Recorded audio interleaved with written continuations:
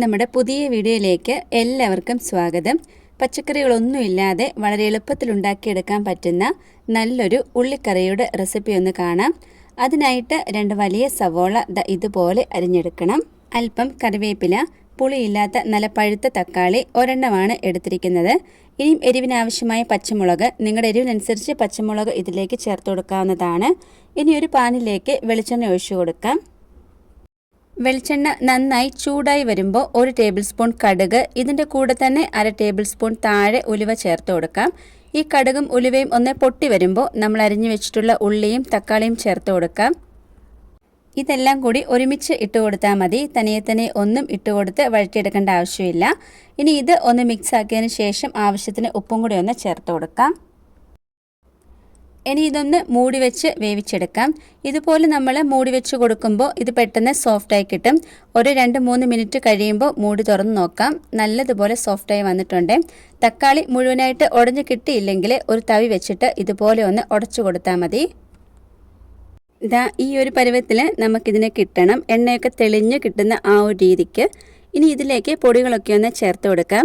1/2 table spoon മഞ്ഞൾപ്പൊടി, 1 table spoon മുളക് പൊടി, 1 ടേബിൾ സ്പൂൺ താഴെ മല്ലിപ്പൊടി എല്ലാം ചേർത്ത് ഇതിൻ്റെ പച്ചമണം മാറുന്നത് വരെ ഒന്ന് വഴറ്റി കൊടുക്കാം. മല്ലിപ്പൊടി ഒരുപാട് ചേർത്ത് കൊടുക്കരുത്. നമ്മൾ എടുത്തിരിക്കുന്ന ഉള്ളിയുടെയും തക്കാളിയുടെയും എണ്ണം അനുസരിച്ച് വേണം എടുക്കാനായിട്ട്. ഒരുപാടായി കഴിഞ്ഞാൽ ഈ ഒരു കറിയുടെ ടേസ്റ്റേ മാറിപ്പോകും. ഇതിൻ്റെ റോ ടേസ്റ്റ് മാറിക്കഴിഞ്ഞാൽ അല്പം വെള്ളം ഇതിലേക്ക് ചേർത്ത് കൊടുക്കാം. ആ ഒരു പൊടികളൊക്കെ ഒന്ന് പിടിച്ച് കിട്ടാൻ വേണ്ടിയിട്ട്.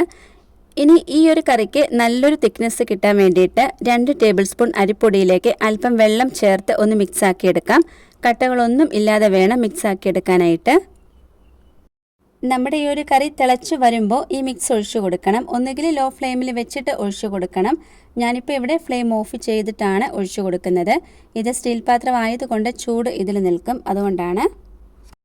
ഒഴിച്ചു കൊടുത്ത് അപ്പം തന്നെ മിക്സ് ആക്കണം. അരിപ്പൊടി ആയതുകൊണ്ട് ഇത് കട്ട പിടിക്കും. കുറച്ചുകൂടെ ഗ്രേവി വേണമെന്നുണ്ടെങ്കിൽ ചൂടുവെള്ളം ചേർത്ത് കൊടുത്താൽ മതി. ഇനിയും ഫ്ലെയിം ഓൺ ചെയ്തിട്ട് ചെറുതായിട്ട് ഇതൊന്ന് തിളപ്പിച്ചെടുക്കണം. ഇതിലേക്ക് ഇനി ചേർക്കാനുള്ളത് അല്പം ശർക്കരയാണ്. മധുരത്തിന് വേണ്ടിയിട്ട് ഒരുപാട് അങ്ങ് ചേർത്ത് കൊടുക്കരുത്. അല്പം മാത്രം ചേർത്ത് കൊടുത്താൽ മതി.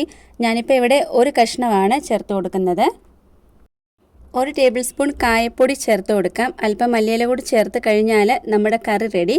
5 മിനിറ്റ് പോലും വേണ്ട ഇതുണ്ടാക്കിയെടുക്കാനായിട്ട്. ചോറിനും ചപ്പാത്തിക്കും അതുപോലെ തന്നെ പൂരിക്കും ഒക്കെ കഴിക്കാൻ പറ്റുന്ന നല്ല കിടിലൻ സവോള കറിയുടെ റെസിപ്പിയാണ്. ഉപ്പും പുളിയും അല്പം മധുരവും കൂടി ചേരുമ്പോൾ നല്ലൊരു ടേസ്റ്റ് തന്നെയാണ് ഇത് കഴിക്കാനായിട്ട്. പച്ചക്കറികളൊന്നുമില്ലാതെ പെട്ടെന്ന് ഒരു കറി ഉണ്ടാക്കണമെന്ന് തോന്നുവാണെങ്കിൽ ഇതുപോലെ ഈ ഒരു കറി ഉണ്ടാക്കി നോക്കിയാൽ മതി കേട്ടോ. നമ്മുടെ ഈ ഒരു ചാനലിൽ അപ്ലോഡ് ചെയ്യുന്ന റെസിപ്പീസ് നിങ്ങൾക്ക് ഇഷ്ടപ്പെടുന്നുണ്ടെങ്കിൽ ഒന്ന് സപ്പോർട്ടൂടെ ചെയ്യാൻ മറന്നു പോകരുതേ. ഇനി അടുത്തൊരു വീഡിയോയിൽ കാണാം. താങ്ക്